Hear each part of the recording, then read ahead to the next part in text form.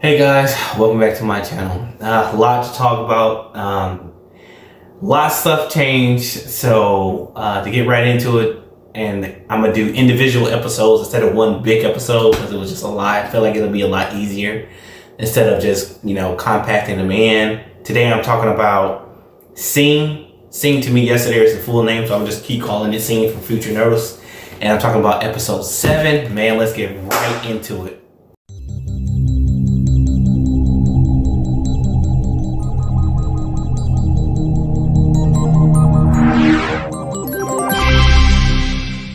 All right, so let's get into it. Now, if I constantly look down, because I got all my notes right here, so I do apologize about that. So again, the new channel name is Anime Review or Ron's Anime Review 22. I'm just call it Anime Review to be short. I just wanted my channel to stand out because it was so saturated, and the way YouTube worked, I looked all over the place. I just had to figure it out for myself is if multiple people had the same channel name, whoever got the most subscribers or the most videos uploaded gets put at the top. So think about somebody I watch called Anime Upworld. When you search some of your YouTubers, you think that they're the only person with that name. That's not true. Other people have that name. It's just they're so big, they're the main ones you see. You don't get to see nobody else. So unless you go in your settings and mess with it a bit, you will never see the other people. So I wanted my channel to stand out a little bit by having at least the numbers. I don't really see people use numbers like that. And my name in front of Anime Review. But it's still the grand sage of six paths here. So don't get it twisted. And if any of y'all was wondering, like, y'all ever watch one of my videos, like, why is this guy calling himself the grand sage of six paths? It just sounds cool. That's just pretty much it. But let's get right into the episode. So this week's episode was pretty good. Usually with animes like this, sound like a fanime. Usually with animes like this, it starts picking up towards the end of the episode. So if it's 13 episodes, the 75% of it be fluff and kind of slow, and then the rest of it be really good. So we on episode 7, so it's starting to pick up. So we see, we start off with Haru and Rikuo, like in the middle of the episode. They show that in the beginning. You know how some movies do that. They're eating dinner, and he talks about how his director got him a job as a photographer. And I thought he got fired because that's what it looked like in the episode. So I guess he did. She thought he got fired too. And it was funny because he said, "Oh, I thought you got fired." And it was pretty hilarious. And he was like, "No, he got him a job," and he started to think about him being a photographer. Then right after that, Rikuo run into Shiniko, and she started talking to him about Ro, and basically how she keeps downplaying Ro's feelings. We've been seeing that a lot through the season, and he was basically telling her, because she's basically overprotective, and he was basically like, no, you can't see him as a kid. He got to make his own mistakes. He's growing up. You got to kind of let this boy fall. And she wasn't seeing that because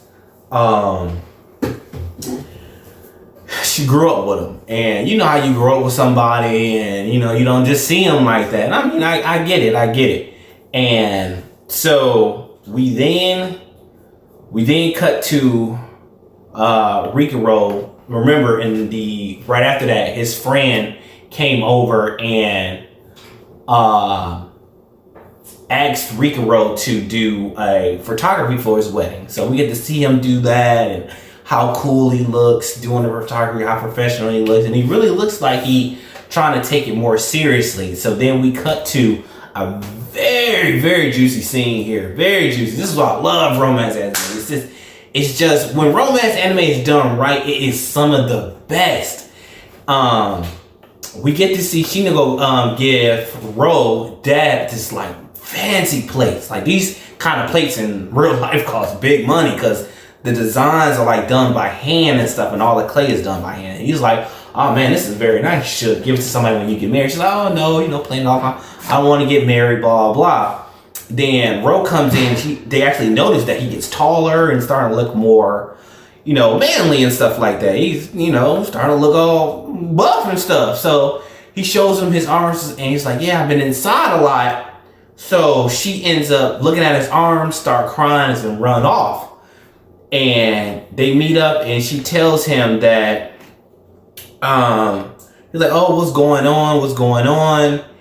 And she's basically saying that his arm looked like his brother's arm, and she stood at it and stared at it so long when she was taking care of him that she knew every little detail, and it just worked her up. And my boy just went in for it and gave her a hug and basically told him that he was gonna be there. And she told him that she basically told him what was going on. He was like, look, man, I'm trying to get with that. And she basically told him to let him go, and she ends up running off again. Then she ends up breaking up with Rikuo again, and when she meets up with Rikuo, she tells him what's going on, and Rikuo, she tells him that she's basically sick and tired of running from her feelings, and she's tired of basically focusing on you. And his name is Yu-kun. If somebody don't read the Japanese version, it's Yu-kun. It's you. No, it's Y-U-U, then kun. She basically stuck in the past, and she wants to get over that and try to move forward. And she basically, now, this is what pisses me off.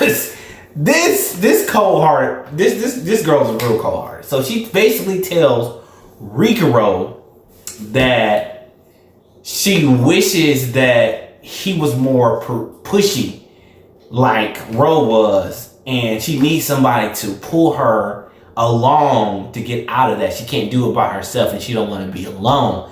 And his face was just shocked. I mean, dang, she turns him down and then basically wants the boy to crawl after her. I'm like, come on, man. I mean, God. I mean, I was so mad when I seen that. I'm not gonna lie. I was a little like, come on now. You turned the guy down and now you want him to freaking chase after you? Like, come on now. Then right after that, a girl our neighbor comes out the door. He's like, oh man, maybe we should go somewhere else and talk. And she was like, no, why don't you come in? And she was like, yeah, it's a little messy though. I mean, that's how the episode ended, and man, it was fire. I ain't gonna lie. It was a lot of juicy development. With these animes, it do be kind of boring. It's slow paced to get into at first.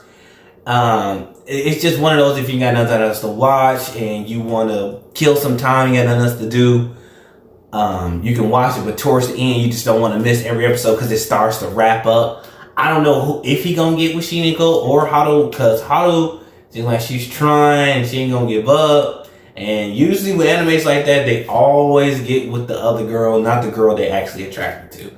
But anyways, my other videos should be up.